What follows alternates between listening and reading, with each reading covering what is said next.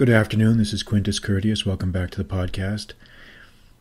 And the subject of this podcast is going to be people just want to be left alone. People just want to be left alone. And we'll be talking a little bit about this theme. I've got some interesting ideas on how to present it. But before I do that, I just make a quick movie recommendation. If you get a chance, see this movie, Arctic, starring Mads Mikkelsen, the great Mads Mikkelsen, who's, in my view, one of the great contemporary male actors out there, one of the few who's not who seems to retain his individuality and not be totally subsumed in the Hollywood nonsense. So if you get a chance, check out this movie. It's a very stark, bare-bones film, really about a man's ordeal who crash lands on a plane in the Arctic and is forced to trek his way out of that predicament, carrying another wounded person, a woman who was a pilot in a rescue helicopter. So it's a very, very good movie. The type of movie that they should make more of. They really should be making more movies like this instead of the complete dreck that they turn out presently. But that's a subject for another discussion. Right now, let's talk about people just want to be left alone. And I got the idea to do this podcast just out of just a sense of real exasperation and maybe frustration, exhaustion with seeing how the mainstream media, the national media, seems to always try to whip up people into a frenzy over issues that are not really issues, or issues that are not worthy of national attention. And it seems like that they do this because they have no other way of selling their product. As we all know, everything with them is about sales, about attention, about clicks, about reads. And they depend on their survival and on their existence for a continued stream of outrage, anger, resentment, fomenting conflict, agitation, incitement. And it just never ends. It just never ends. Every time you turn on, and CNN, I think, is the absolute worst example of this. There's some insignificant story that's elevated on the front page as if it's some indicator of how people really are, or an indication of how things are really on the ground. And it's always some grievance about somebody was insulted, somebody was mean to someone else, someone's doing something to someone else. And it just seems like the whole game, well, not seems like, the whole game is to just promote constant, unrelenting gender and identity politics. And it's very harmful. And, I don't usually get into politics, because it's just a frustrating subject. But you have to, at some point, you have to comment on it. And I think the only way to really maintain your sense of balance is to just disengage from it. Do not read it. Do not react to it. Do not listen to it. Because if you do, you're going to fill your mind with anger and grievances and frustration, because its goal is to manipulate people. Its goal is to set everybody against everybody. That's their little game. That's the media's little game, is to set everyone against everyone else so that they can sit back and laugh and continue to do what they've been doing, which is to steal the resources of the country and to profit from everyone else's disenfranchisement. That's the game. That's the game, and we've chronicled this in previous podcasts on the plutocratic insurgency. And again, these large media conglomerates are all owned by some of the largest major corporations in the country. So obviously, there's a profit motive there. And they don't care about the domestic harmony. They don't care about domestic felicity. They don't care about promoting a strong, cohesive national spirit. These are the last things in their mind. They don't care about that. They don't care. There's zero sense of patriotic duty with them. Zero. Absolute zero. And so that's really why good men and good women, I think, are checking out, are just not listening anymore, because you can't. You really, really can't. And I was reminded from just thinking about this recently, in the wake of all these media hoaxes and scams and lies. I'm not even going to dignify them by discussing them. You know, you can surmise what they are, what I'm referring to, but I'm not even going to discuss them because they're not even worthy of discussion. But I was reminded of an account written by a Roman historian in the 5th century named Priscus, Priscus. And he's a very little known historian outside of specialist circles. But he was someone who he accompanied his friend Maximin, who was an ambassador to Attila the Hun. And in AD 448, he accompanied his friend to the court of Attila the Hun. Very, very fascinating account. And I discovered this in a book that was written by the historian J.B. Bury, who was a historian of the last century on the later Roman Empire. And it's a very, very fascinating account. And he translated this short account of Priscus's sojourn with his friend to the court of Attila the Hun for a diplomatic mission. And it's very interesting. I don't have time to read all of it. It's several pages long, but I can read certain excerpts of it, which I will read, and then we can discuss them, talk about them, and we can examine and see what they say. All right. So, a little bit of background here. Priscus was traveling with his friend to the court of Attila, and he had to pass through certain small villages on the way. And he had an encounter with a man in these outlying regions, these, quote, barbarian regions that were beyond the frontiers of the Roman Empire. Again, this is AD 443 or 448, let me see. 448. 448 AD. All right. And this period of history is not very well known, obviously. There was a lot going on. It was a very momentous period in the history of Western Europe, and it needs to be understood more. But if you're interested in these things, you really should do what you can to find out about it. But in any case, Priscus is passing through this village, and he encounters someone, and I'll read on here. When I arrived at the house, along with the attendants who carried the gifts, I found the doors closed and had to wait until someone should come out and announce our arrival. As I waited and walked up and down in front of the enclosure which surrounded the house, a man, whom from his Scythian dress I took for a barbarian, came up and addressed me in Greek, with the word Kyrie, or hail.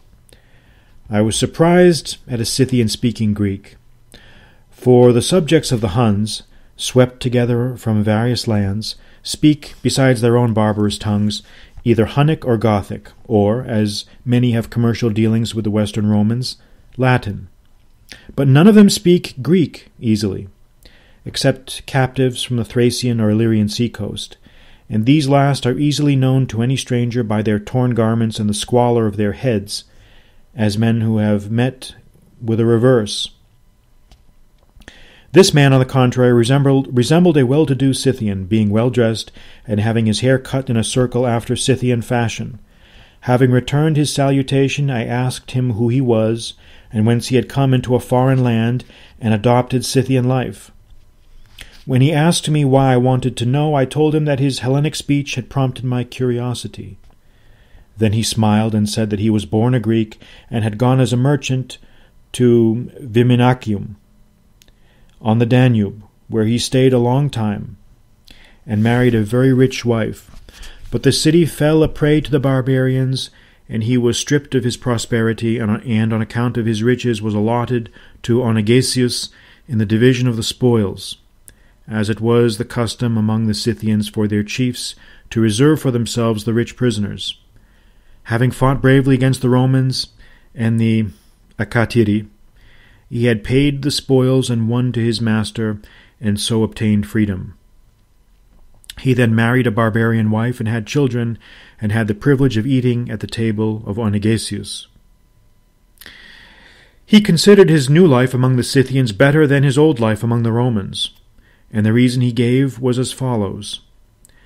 After war the Scythians live in inactivity, enjoying what they have got, and not at all, or very little, harassed.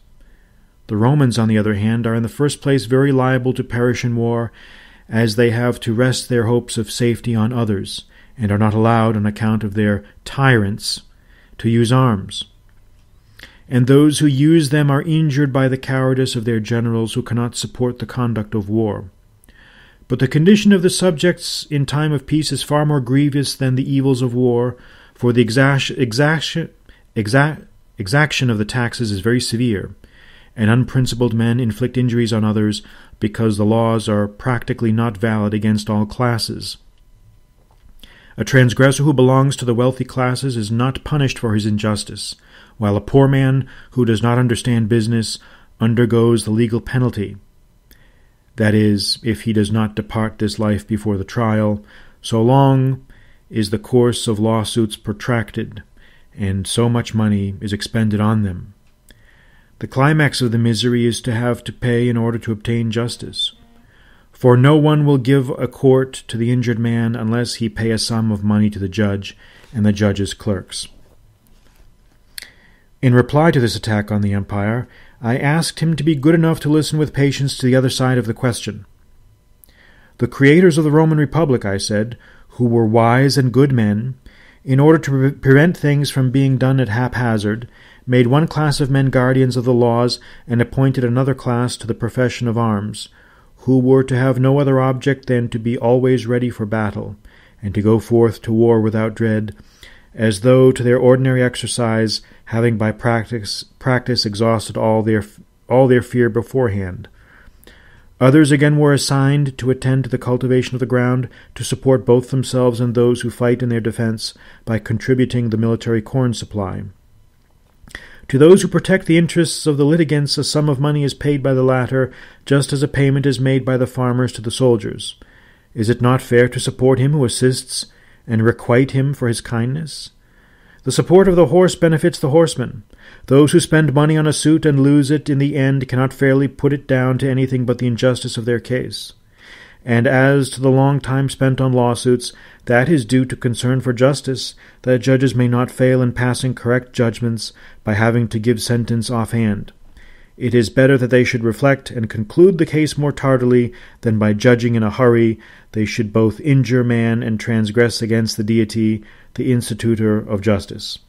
The Romans treat their servants better than the king of the Scythians treats his subjects. They deal with them as fathers and teachers, admonishing them to abstain from evil and follow the lines of conduct which they have esteemed honorable. They reprove them for their errors like their own children. They are not allowed, like the Scythians, to inflict death on them. They have numerous ways of conferring freedom. They can manumit not only during life, but also by their wills, and the testamentary wishes of a Roman in regard to his property are law. My interlocutor shed tears and confessed that the laws and constitution of the Romans were fair, but deplored that the governors, not possessing the spirit of former generations, were ruining the state. All right.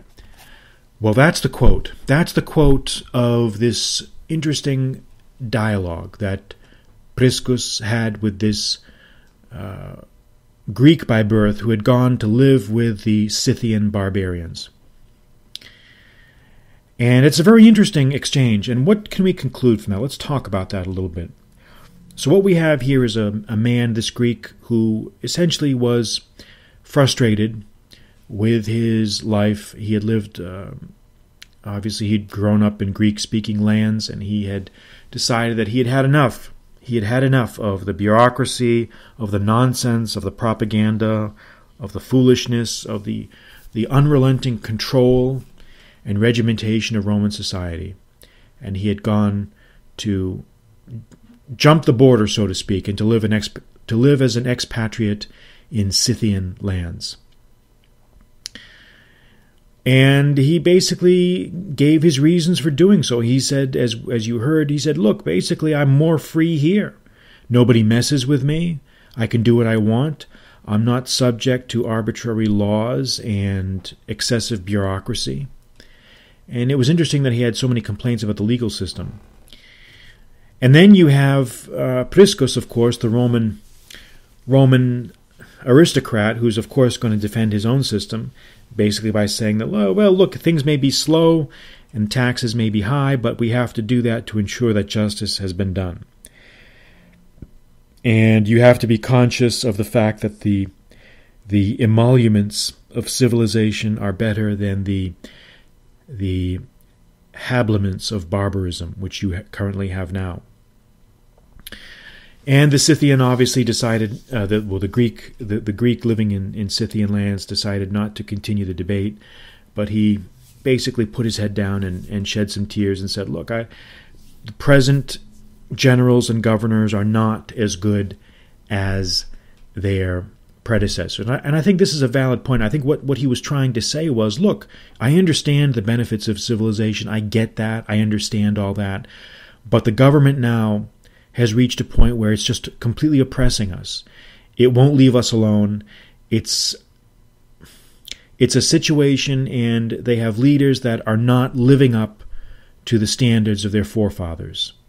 They're not living up to the standards set by previous generations. And that's the reason why he chose to live as an expatriate. He wanted to be left alone. People just want to be left alone. And I thought that it was very interesting reading this little exchange, because I think there's so many lessons there that we can transfer to our own modern era.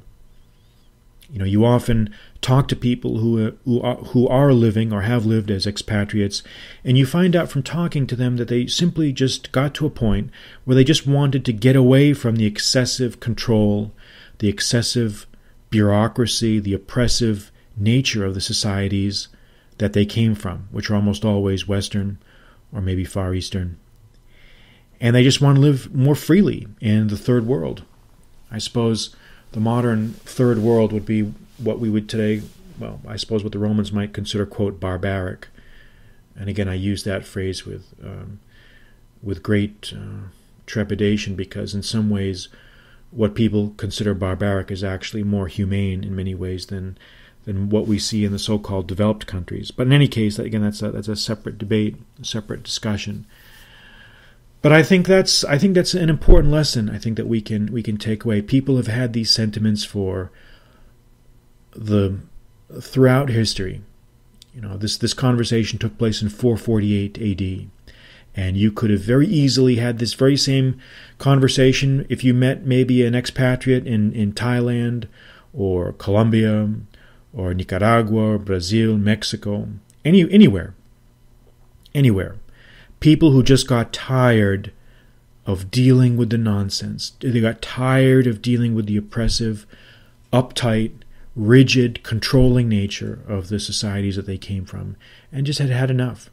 Had enough. Now, that's a debate we can certainly have. I don't think, I think this whole debate over the benefits versus drawbacks of living as an expatriate, that's a whole other discussion that can be had, and it's probably better had by people who have actually lived the experience. I mean, I've lived abroad for several years in different places, but I've never actually been an expatriate who've lived abroad for a greatly extended period of time. And I think that there are arguments that you can make both ways. I'm not sure. I'm not sure really where I come out on that debate. I think there are some arguments for it. There are some arguments against it. And maybe some sort of balance is the best solution. Some sort of solution where you have one foot planted one place and one foot planted in another place. But in any case, think about that. Reflect on that conversation. Realize that people just want to be left alone. And I think what you can do in the meantime to preserve your mental balance and to preserve your peace of mind is to disengage, to unplug yourself from these oppressive stories and issues, quote unquote, that the media wants to whip you up about. And do your own thing. Live your own life, do your own thing, get away from the dorks, because therein will you find freedom and peace of mind. So I think that will wrap things up here. That'll be all for today. I'm Quintus Curtius. Good night.